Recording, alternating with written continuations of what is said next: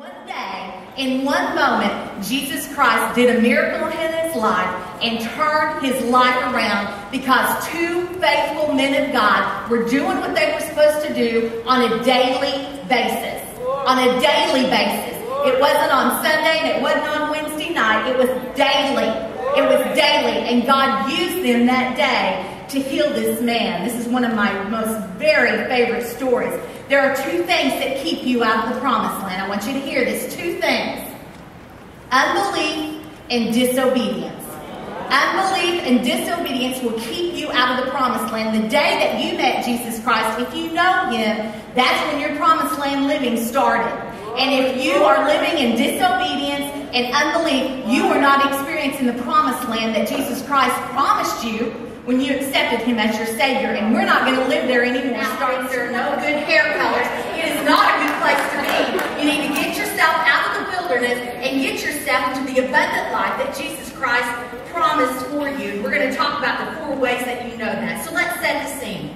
Peter and John are disciples of Jesus Christ, and they were going about their daily routine. Their daily routine was to go up to the temple and pray every day. Are you praying in your life every day? Is that part of your daily routine? If it's not, I guarantee you're not living in the promised land. I guarantee you are not living in the awe of Jesus Christ, the abundant life that he called you to. They went to the temple every day about 3 o'clock in the afternoon, and there was a lame man from birth there. He was 40 years old. He was lame from birth. So that means someone, thank you, carried him to that gate every day for 40 years. For 40 years they carried him to that gate. One day, his life changed. He sat there and he asked for money because he thought that's what he needed. He thought that's what would take care of him. Let's talk about those 4 things. The first thing that reveals awe every day is expectancy. Expectancy. What are you expecting Jesus Christ to do in your life this weekend?